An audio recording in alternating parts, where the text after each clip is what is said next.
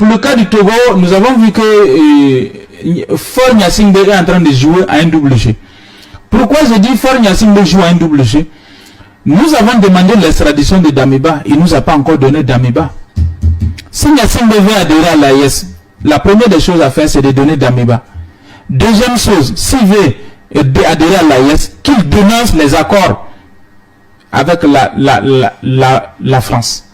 Parce que nous ne pouvons pas accepter une armée qui collabore avec l'OTAN à 100% et qui va adhérer à l'AES. Ce n'est pas possible.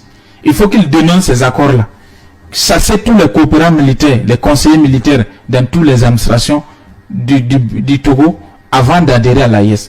Troisième des choses, il faut qu'il se réconcilie avec son peuple.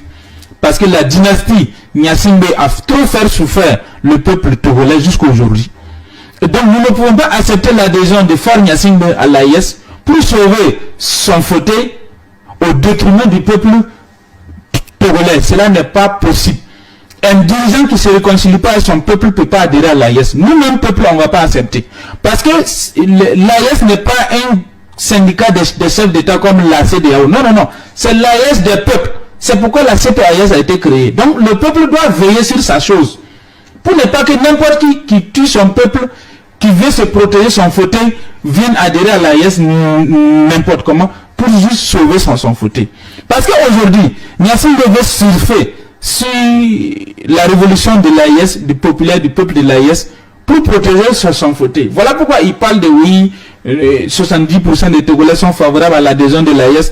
Mais 70% des Togolais qui sont favorables à l'adhésion du Togo à l'AES ne sont pas favorables pour le maintien de Gnassingbé à la tête du Togo. Moi aussi j'ai mes renseignements, j'ai des infos. Donc il faut qu'on se dise la vérité.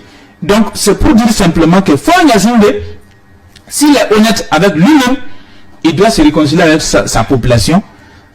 Et de deux, ils doivent renoncer à la France. Parce que tu ne peux pas être ami à la France et puis adhérer à l'AES. Ça ne passera pas.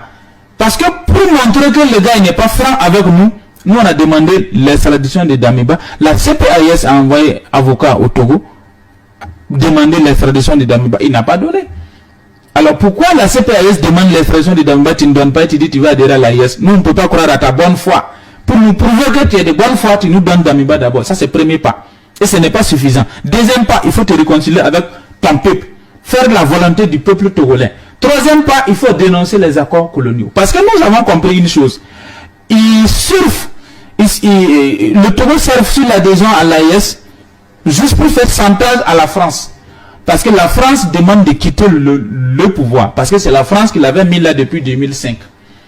La France demande à Faure Gnassingbé de quitter le pouvoir. Donc Faure Gnassingbé, pour gagner la confiance du peuple togolais et maintenir, perdurer son pouvoir, il fait semblant comme si lui veut adhérer à l'AES juste pour amadouer son peuple, pour conserver son pouvoir. Et c'est une façon de faire chantage à la France indirectement. Si tu me mets présent de quitter, moi je rejoins l'AES. Donc tu me laisses, on se soutient, on continue dans notre hypocrisie, dans notre mariage d'hypocrisie. Si tu refuses, je vais aller à l'AES. C'est une façon de faire chantage à son maître.